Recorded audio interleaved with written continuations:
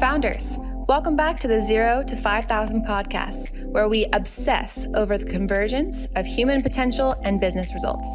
Today, our hosts Drew McClure and Jordan Mitchell have another insightful conversation for you. So let's jump right in.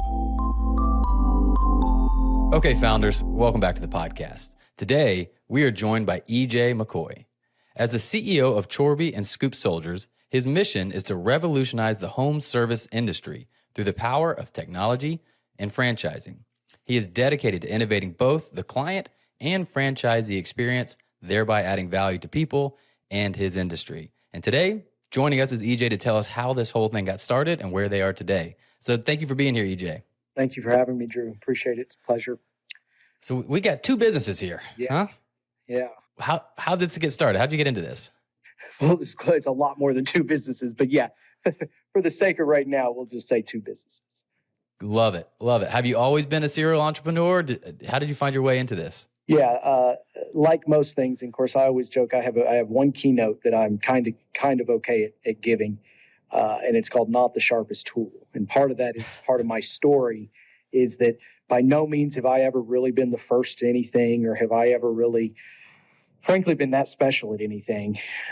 So like that, I started out just kind of slowly. When I was 10 or 12, I wasn't doing anything genius. I was barely making C's and going to, special ed classes for my dyslexia, and disappointing my father all the way along the way. At least so I thought. But so I wasn't ever fast to anything.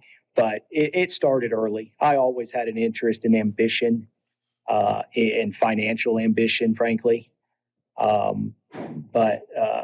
Yeah. Was that nature or nurture, you think? Where'd that come from? I don't know. That's a good question. I love that. I don't know. I think it came from probably both.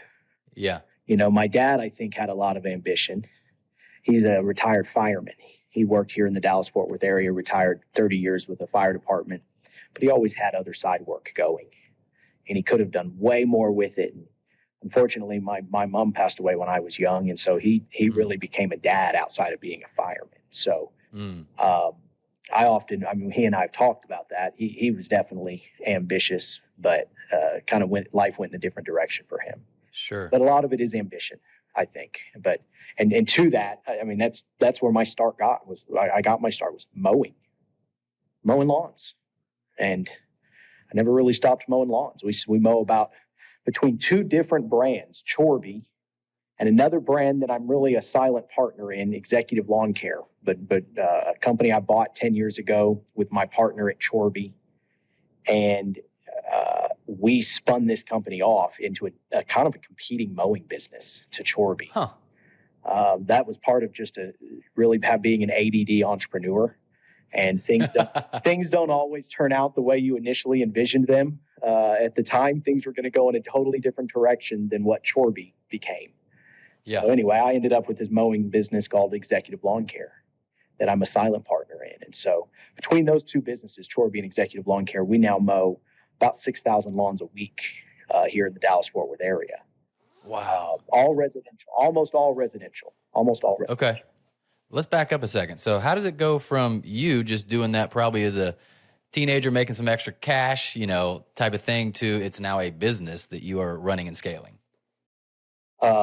Well, because I couldn't get good at doing anything else, I will humbly joke, but no, I just kept mowing. And then, so I'm 24, 26 years old. I'm 39 today for relevancy. 24, 25 years old. I just gotten married, just had my first son, or my only son, my son, and my oldest, and brought on a business partner that I'd been friends with for years. And I wanted to grow. The goal was to grow. I was mowing yards. I had a couple of trucks. I was making a pretty decent living for a 24-year-old, running my business, starting my life. And anyway, my business partner really is the one who helped me take it in and scale it. Yeah. And apologize. I totally lost my train of thought as to what your question was, Drew. No, you're good. Yeah, it's that exactly. Just it went from you running a solo kind of self-employed. It grew to my business partner, and it just kept growing. I couldn't find something else. I kept saying, I told my wife when we first met, I love business. I don't love mowing lawns per se. I love business. And so I loved business, but what was I good at? And it just kept going that I just was good at just growing what I had. I always thought I'd do something different in my 20s. Yeah. And then by the time I'm in my 30s, I really kind of started catching a vision for what I actually had. But it took a long time, a lot longer than I think it does a lot of people. Sure. So those 20s, was your focus just building Chorbie? Yeah, pretty much. What became Chorbie? It was Emerald Lawn Care back then. We were just a mowing lawn care business. It became Chorbie in 2019, but that's exactly right. That was basically my 20s. Now, we launched Scoop Soldiers in 2010. My business partner and I, same business partner. We launched Scoop Soldiers in 2010. Which is what? What does that focus on? Scoop Soldiers is pet waste removal, dog poop. We clean up poop. As I made the comment earlier, the Pet Waste Millionaire. That's the brand that I'm building. That's what I'm working to spend. I'm really planning to spend my time on, because if I can build a brand, the Pet Waste Millionaire, tell the story of the American dream, tell the story of entrepreneurship. I mean, what better way to prove that the American dream still exists than what I would perceive? I'm fairly average. I'm unique in some ways. I've got gifts in some ways, like everybody does. I also suck in so many ways. I'm not that smart in so many ways. And so it's just about having the mindset, but using entrepreneurship and the idea that you can build a poop scooping business in America. And they were saying the same thing about the American dream being alive or dead 12 years ago when I started Scoop Soldiers. And so, you know, the Pet Waste Millionaire is a brand that I'm working to kind of launch, so to speak, and to give that inspiration. But at the same time, it's an entrepreneur. I'm an entrepreneur. I've got lots of businesses. I want to be able to help people in their business, but also grow my businesses at the same time. Get awareness out there. So I'm always curious about the seed of inspiration when something like that clicks. Were you tired of walking around lawns that you were mowing and stepping in somebody's dog poop? Like where did that come from? You know, honestly, it never bothered me doing that. It would never bother me doing that. The idea came, my dad was a fireman, I mentioned. He had a really good friend that was a real happy-go-lucky guy. I always had a different idea. Never fully executed, but always had good ideas. And he came over one day and he was going to start a poop scooping business. He was a fellow fireman. So on the side, he was going to start a poop scooping business. And I was in high school at the time and mowing yards. That's where the seed was planted for me. He never did anything. I don't know that he ever scooped a single yard. Might have had one customer. Wow. He just had the shirts made. But my dad was making fun of him. He thought it was hilarious. You know, you're going to make money scooping dog poop. So that was 10 years before I started the business. And but from there, the reason I started it, like in 2010, what was that instigator at that point was I had bought my first house not far from where I live now, here in north of Dallas, and a competing pet waste business, a big national franchise. They had some trucks that they were storing right at the shopping center next to the house I had bought, and I thought, you know, I can do that. That's if I can mow yards.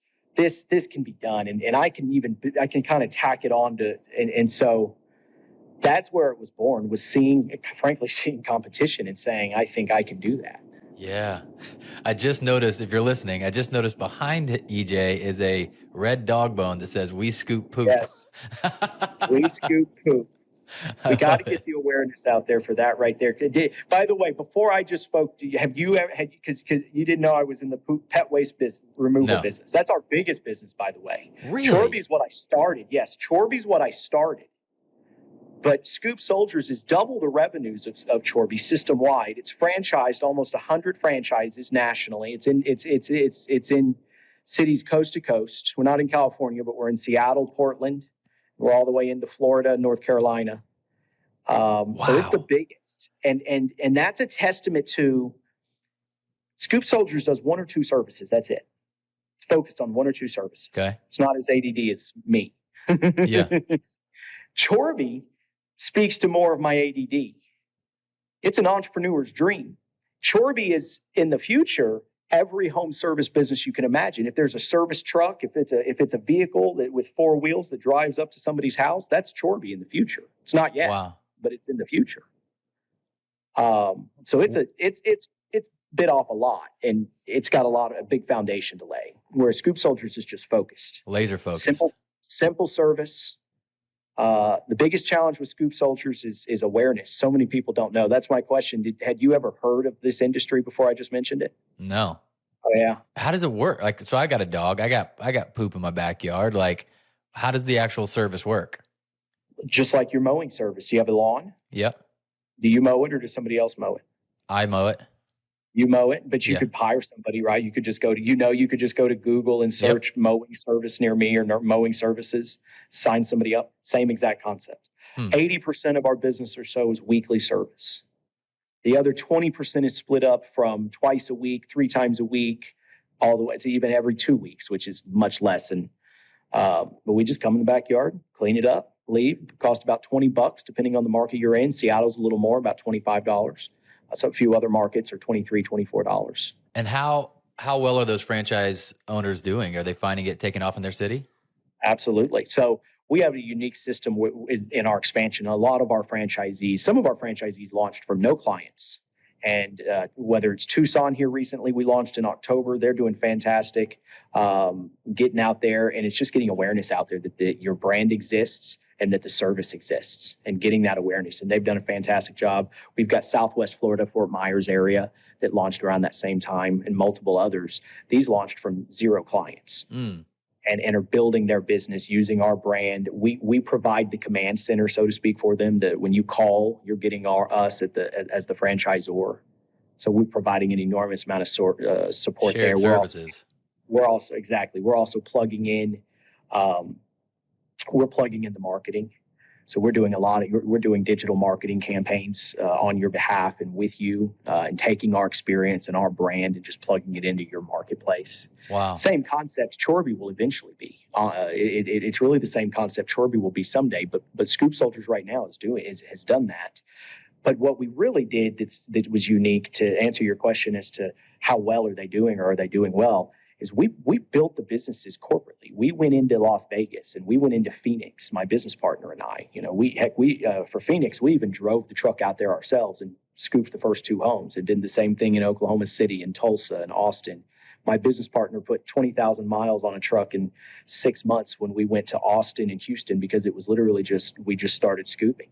We'd drive from Dallas to Austin to scoop 1 yard for $15 and drive back, and people thought we were nuts. Wow. But it was a seed planted that gradually grew over 5, 6, 7, 8 years.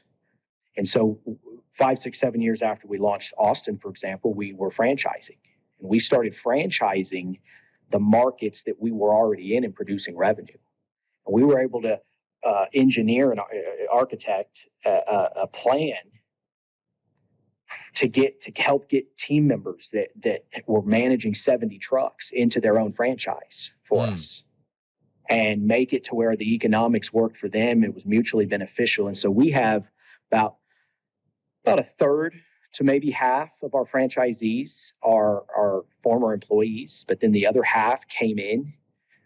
They came in through outside sources, through sales. We had a sales guy who helped us find people, and they bought into existing cash flow. They bought our clients, but they stayed under our Scoop Soldiers brand.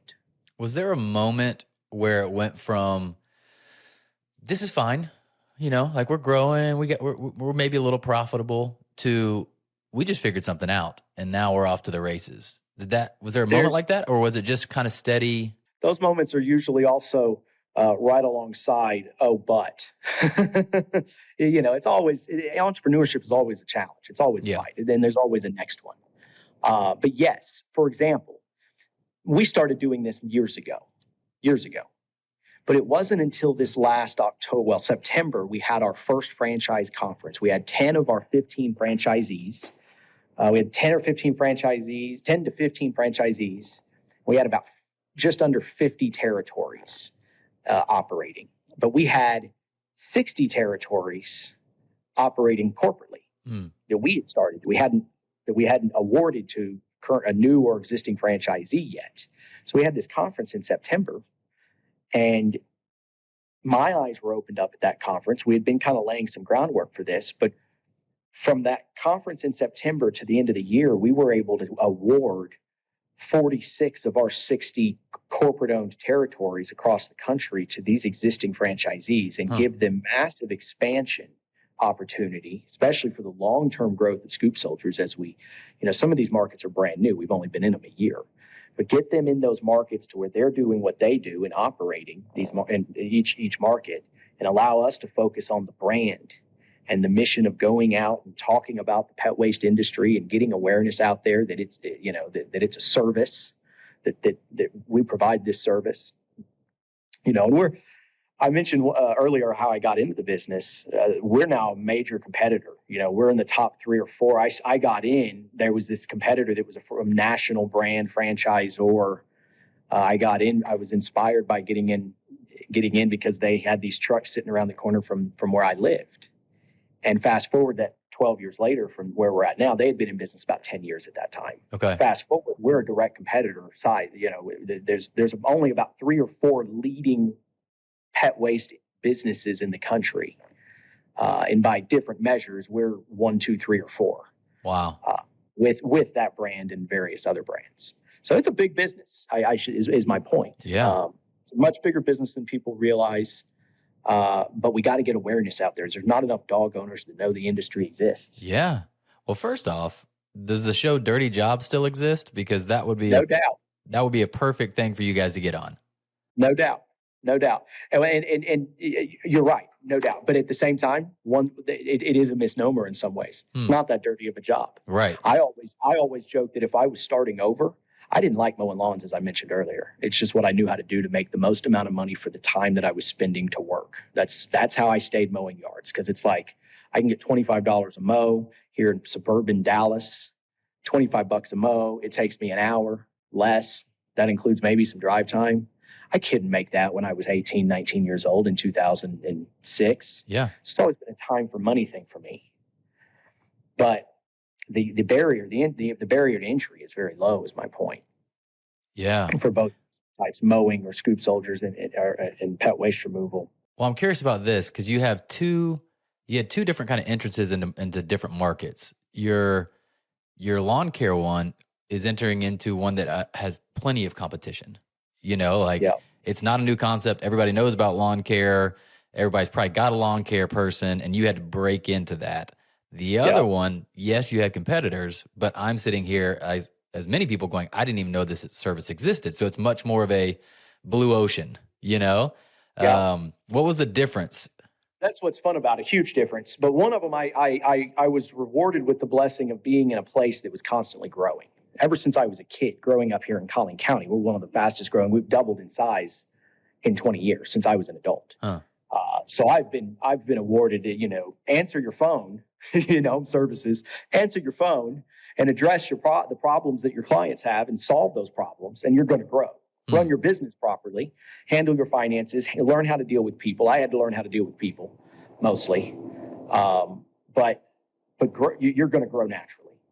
And then you're correct on the Scoop Soldiers one, on the pet waste, we've ridden a wave. We rode an SEO wave, search engine optimization. There was enough demand in the last 10, 12 years, and we were able to dominate through SEO, and people were searching pet waste removal service because there was enough people to know of the service. It's been around since the 80s. Yeah. We weren't new to it necessarily. It's been around since the 80s. It's just a very slow growing industry. Awareness is low. Yeah. And it really wasn't until the last year or two that we really started recognizing and talking about the awareness issue that, you are in an emerging industry. You need more awareness, not just for your brand, but for the entire industry. So many people don't even know you exist. Yeah. It is very different than mowing. Yeah. So is the strategy different? I'm sure it's got to be or did you not even think about it? You just start doing your thing. It hasn't been enough. It is moving forward. Pet Waste Millionaire brand, as I mentioned, that's good. That's our real push, our real dive into the idea of PR. Let's get awareness out about this brand. And of course, also looking even beyond that and saying, let's get awareness out for future pet brands that we may build and Chorbie. So let's do it bigger than just Scoop Soldiers brand. Let's do Pet Waste Millionaire right alongside Scoop Soldiers. Yeah. But get awareness out there. Historically, we haven't. Historically, it was very similar. Get local awareness through Google and just SEO and paid search, some social media, but we've somewhat been spoiled at just being at the right place at the right time. You got to work a lot harder, or at least I'm experiencing that you got to work a lot harder in 2024 to get your clients and to grow. Yeah. And that's forced us into really focusing more on the awareness side of things for the pet waste industry. You know what I'm curious about is the high percentage of people that start any business fail. So you've already surpassed that. And then the next people, those that succeed, are often so stressed out of their mind and it's working, but I don't love it. They're not dreaming about the next thing. So you're past that. Why do you think only kind of past that? It sure seems like it. You got big plans for Chorbie. You got growing plans, not just for Scoops, the Scoop service, but also the pet industry as a whole. Scoop Soldiers. Scoop Soldiers. I'm wearing a Valor Service Dogs hat. Usually I'd be wearing Scoop Soldiers today. Valor Service Dogs is one of the charities, nonprofits that we give through Scoop Soldiers too. Yeah. Should have worn my Scoop Soldiers hat today. So what have you done right? I'm sure, again, we've done plenty of things wrong. Every business owner does. What have you done right that's got you into that category of not just successful, but also I don't hate my life. I don't hate my business. I'm not dying of stress. Well, I mentioned my keynote earlier, not the sharpest tool. One of the things I talk about in there is balance. I do work quite a bit, and I spend an enormous amount of brain power on my businesses. But at the same time, I have fun too. Yeah. And I make sure to be present in my kids' lives. Not ever enough, but I make sure to be present. I'm home every night. I'm in bed every night at a decent hour. I get sleep. I like to sleep. Yeah. I'm not so good at the other two big health, working out and diet. I'm not so good at that, but I sleep well. So finding that balance, I think, has made a difference. My faith has made a difference. I'm a Christian, and so my faith has made a huge difference. Yeah. And just recognizing that there's definitely things bigger than myself that I don't understand, at the very least. Yeah. And so all of that, but also, I keep it fun. I believe in delegation. And so it wasn't always fun. I wasn't always motivated, and I didn't always feel like I had a vision. For a long time, it was just I just owned a job. But that's where my ambition came in. It was also never good enough. So I just kept wanting to grow. I never got to a point where I was like, okay, the problem is that I've gotten too big. Let's go backwards. To me, it was like every problem that I had, everything I was unhappy with in my business, the solution is always the same: grow. You don't like doing this? Grow so you can get somebody else to do this. You're usually not good at the things you don't like doing anyways. Yeah. But also another one is delegation. I've been good at delegating. Yeah. I have no problem giving the responsibility to somebody else and then telling them when they're failing, rather than just doing it myself. That's probably saying it too bluntly. I don't say it as bluntly as that. I don't just say you're failing, but you know what I mean? Coaching, accountability, coaching, and holding somebody else accountable rather than doing it myself. That's always come a little more natural to me, especially after I started reading about, I'll use the title of a key book, How to Win Friends and Influence People. Dale Carnegie. Reading about how to win friends and influence people really had a huge impact on how I was able to get people to work with me. So tell me this, what's the main takeaway that you got from Dale Carnegie's book, How to Win Friends and Influence People? Well, the shortest answer would be nice. You gotta you've got to approach something from somebody else's point of view. You've got to recognize you hope that they're coming from a reasonable standpoint where they've understood and thought from your perspective. You've got to do the same. Yeah. I found that even when they don't have the same your perspective or haven't thought of that, you can still have a reasonable conversation to even agree to disagree. And so keeping your cool and, again, thinking from their perspective, but still being able to articulate yours. And that's something I struggle with. Even this conversation somewhat. I get ADD. I'm all over. I've always struggled with expressing communication or in communicating. And so, but even still, I've been able to practice it enough. And that's where I just try to come across as authentic as I possibly can. That way, when I do screw up, well, it's just part of It's just part of being authentic.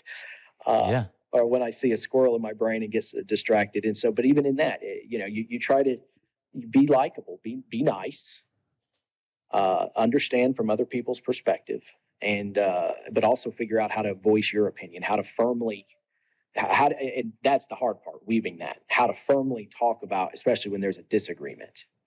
But it's really seemed to have a huge impact in the last 6-7 years. I'd say 2016 is when I'd read that book years before and then reread it. 2016 is when there's like something clicked. And I was able to start to understand more that I needed to figure out how to communicate with people more if I was going to lead lots of people. Man, I want to stay here for a second, because one thing we didn't talk about that you don't know before we started recording is my actual business is outside the podcast. I'm an executive coach. I do performance coaching for leaders of fast-growing companies, right? Yeah. And one of my clients in our coaching call yesterday was calling me from a major conference in his industry. So he is the CEO of a major national consulting firm that works primarily with education, with superintendents and school systems and that kind of stuff, right? And they have a big conference where they go out, where they would meet a bunch of potential opportunities for new markets and all that kind of stuff. And so he brought his team with him. And what we were talking about is he was just dumbfounded at how they were not good at networking. And even ahead of time, he was like, yeah, they're asking me, what's the plan? What do we need to do? Do we need to get pre-calls with people? And he was like, what? No. He's like, go make friends. And he's like, these are our people. Like, go make friends, go be nice, take a genuine interest in people. They'll invite you into the conversation instead of being a vendor who's there trying to sell. He's like, people hate being sold, but they like friends. And he was just talking about, like, I don't get it. He said, I just sat by I sat by the elevator where people were coming in, and every 5 seconds, another person would see me and be, Mike, hey, Mike, and come up. And what are you doing tonight for dinner? And I said, hey, man, you're trying to teach them something that you've been doing for a decade. So it's the right lesson, but it's also something like the fact that 100 people are walking in, know your name, want to give you a hug. Like that's a gift in itself, frankly. Yeah. I haven't ever experienced that much. Maybe at most of my own conference, but that was only 46 people. But that's where your intelligence that you're grabbing onto from Dale Carnegie is starting to gain traction, which is like, man, part of business isn't just strategy and marketing. It's also like being a good human and being honest and being kind to people. And people like doing business that they're kind with, Exactly. Go out and I'm not naturally outgoing. I'm not naturally like that. I in fact, as early as 3-4 years ago, that was the battle. It's I've just started this. One of the battles I've had with myself the last few years is it's like, gosh, what part of me wants to do is just sit here in my office, which is my garage. I call it my garage because it's a garage around me. But I just want to sit in my garage and daydream all day. I'm a loner, kind of, always have been. But I also recognize that I'm energized in going out and meeting people like you, and going out in the real world, digital world, what we're doing here, all of it.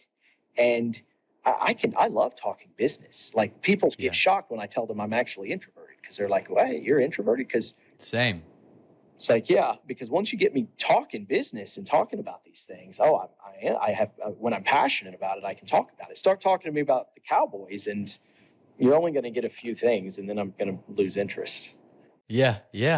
No, I'm the same way, man. I speak for a living, whether it be podcast or keynotes or whatever, and people are shocked, but I'm like, well, this is my comfort zone. Yeah. This is the thing I like to talk about. So, like, it doesn't mean I don't like talking, but I'll also be like you. I can't wait to go home, watch a show, dream for a little bit, whiteboard for a little bit, But a lot of us who have that creative type, who have that introverted kind of energy, sometimes struggle going from dreaming to action, where we'll hide in our dreams without taking the courage to take the action. Have you struggled with that at all? And how did you overcome that? No, I pull the trigger too fast, if anything.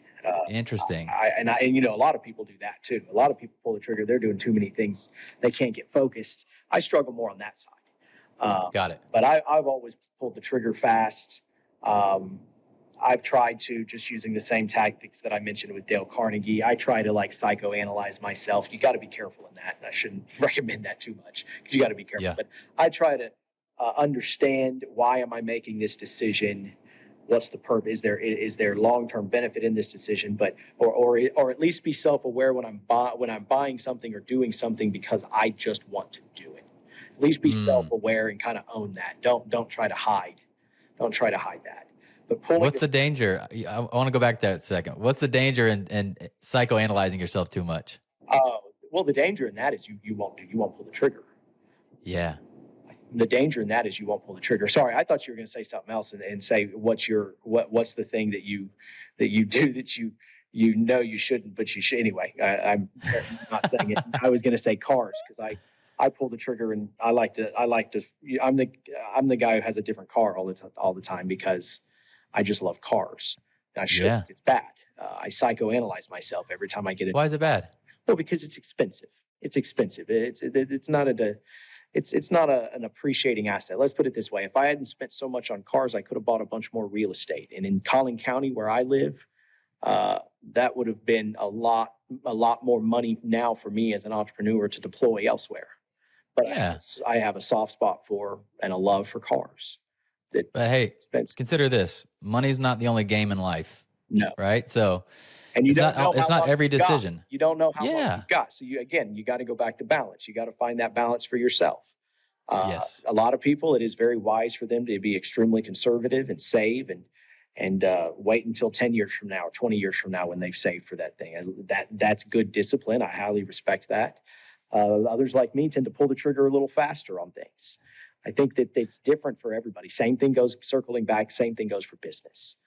Some people, they don't become entrepreneurs till they're in their 40s or 50s because they've never really pulled the trigger. They've just dreamt about it. Others pull the trigger too soon. They're not ready. Yeah. I've been fortunate. I'm fortunate partially also because I'm unemployable. It was either this or not have a job ever because I wasn't very good at working for anybody else.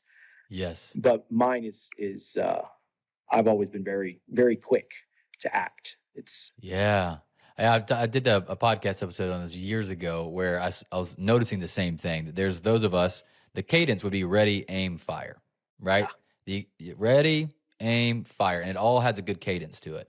But a lot of us, like my personality goes ready, aim, aim, aim, aim.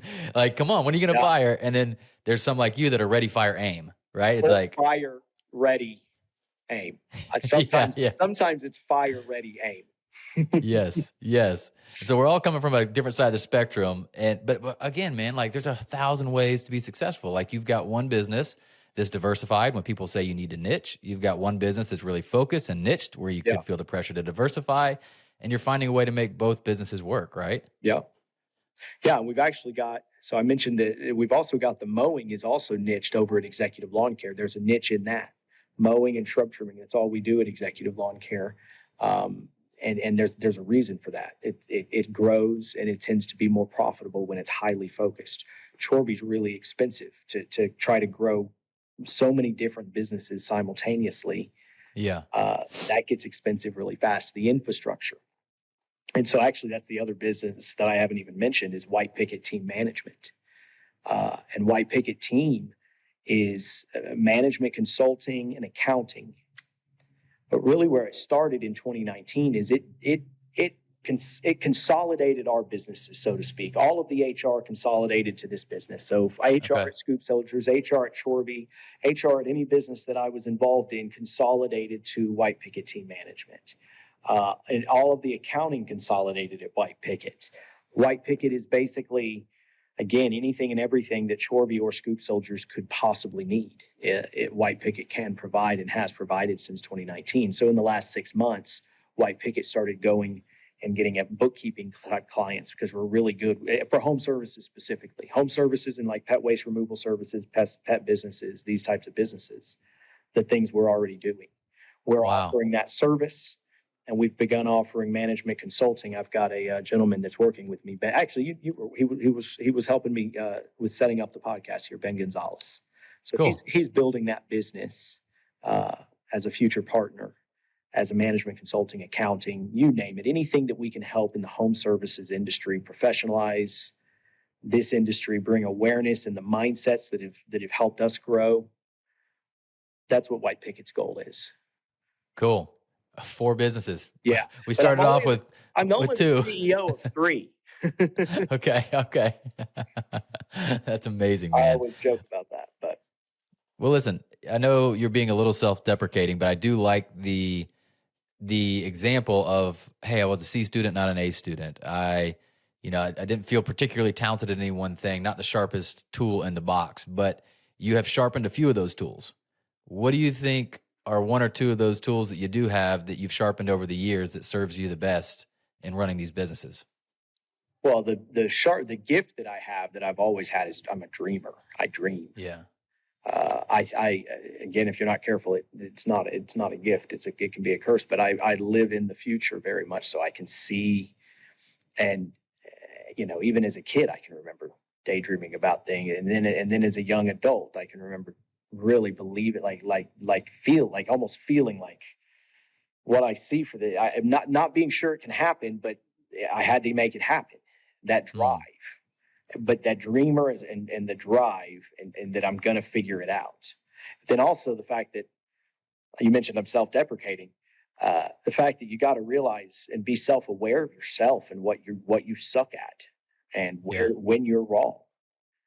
Another book I want to write someday, I said it was a book, not the sharpest tool might be, but what book I always joke I want to write about is all the times I was wrong. Because we're wrong. All of us are wrong all the time. I spout opinions all the time, and I'm wrong all the time. And people don't tend to look at themselves that way and recognize that. Yeah. God, that just reminded me of a book I want to read. There's a book that has a beautiful title. It's called The Road Less Stupid. I'm writing that down. The Road Less Stupid. And I just remember putting it in my cart thinking like, this is a great concept. But I think if I remember correctly, I think it's a similar idea of like, let me actually just think back and recount all the mistakes, right, and see if I can't save you. Yeah, not to do it in a because you can do that in a negative way, and that's no good for anybody. But if you do it in a fun way, it's like you just said, to help keep you from making those same mistakes, it could actually be quite entertaining. Yes, absolutely. Well, it makes me think of 2 things. There's another book called The Genius Zone, by Gay Hendricks. And he kind of got popular in the business industry with his first book, The Big Leap, which first talks about the genius zone, and then he did a follow-up, right? But what I found helpful in my coaching is I just did this yesterday with 4 executives. He has 4 different zones of competency. And so he's like, there's going to be something you're doing that's in your incompetent zone. And that is something that most everybody does better than you. You consistently suck at it, and you might as well get rid of that as fast as possible. Then you've got the competency zone, which is like, I'm on par with most people around me, but I don't necessarily love it, and other people could do it just as good as me. He's like, that's another thing. You'd be wise is whenever it makes sense, can you get that off your plate? Yep. Then he has the excellence zone, which is I consistently am better than most people around me at this, and it's a real strength and probably what I first got paid to do, And he's like, that's a great place to be, but it's also a trap if you're not careful that actually, because you're well paid for it, you're acknowledged for it, that keeps you from your genius zone, which is the highest ROI on your time to its value. It's the thing that you both love to do, and if you're honest, like for every 1 hour I do this, I get 10x the results than I do in any other category. And his push is like, can you make the leap? That's why it's called the big leap. Can you make the big leap to move into your genius zone and figure out how to delegate or whatever with the rest, Yeah. And it sounds like that's a thing you've done instinctively of like, hey man, I know I'm not good at this. Yeah. As soon as I can, I'll do it until I have to. I'm going to get rid of this. I mean, I was telling him yesterday, that's my yard right now. I've been in startup mode the last 5 years. And so I was like, I'm not paying for that. I'm going to cut my grass. I'm barely keeping it alive. Right. I got roots growing places that are eating up my grass, and I got stuff happening. I'm like, dude, this summer I'm paying somebody. We're at the place now that I want somebody to take care of these shrubs because those died up this window and all that kind of stuff, right? But it's about time. It's about time. Your ROI on your time just isn't there. Yes. So do you resonate that? Do you see that in your life, those different kind of competency zones? Oh yeah. And mine is decisiveness. decisiveness. I can be Yes. pretty decisive. I actually had, when we got into franchising, we used a gentleman that really helped. We actually used the company, but within that was a gentleman that really helped us. That was something he pointed out that really resonated with me and was very helpful. Is he could see that I was very decisive and sometimes too decisive, but not usually. That is a superpower. Yeah. For Decisive. sure. That's my kryptonite. I'm indecisive. Yeah. Yeah.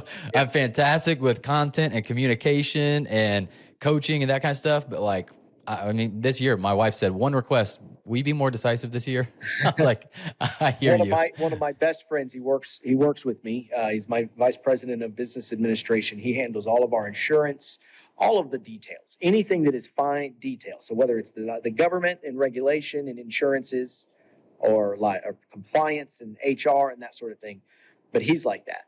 And I always mess with him. We'll go to lunch and I'll always give him a hard time. Like, all right, I'm going to go to the restroom. You figure out what you're going to have.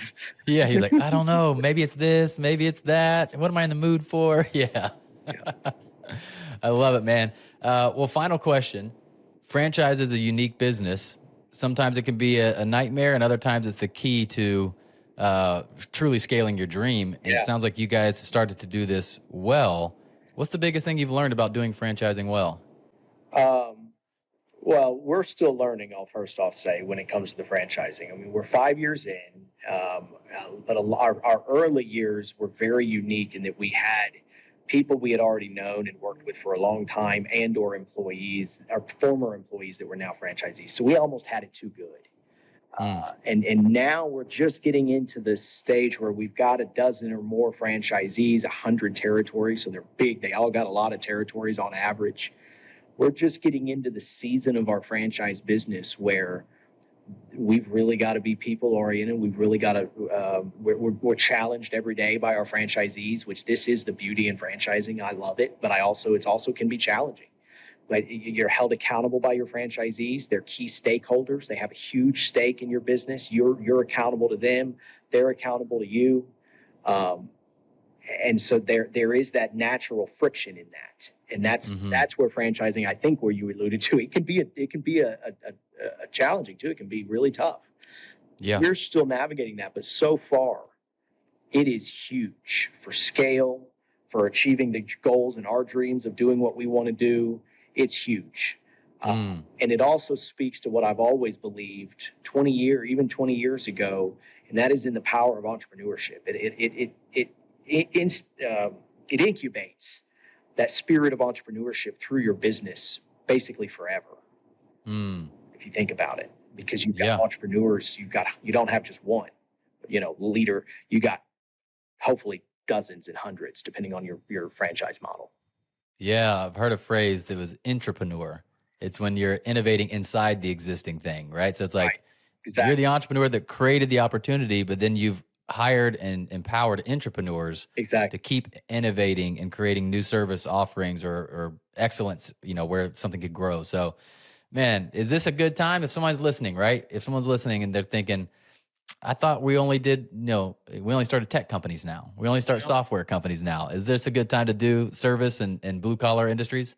You can start all, there always will be. I mean, if you've ever flown on a plane and flown window seat, fly into any suburb in America, there's dozens, if not hundreds of them.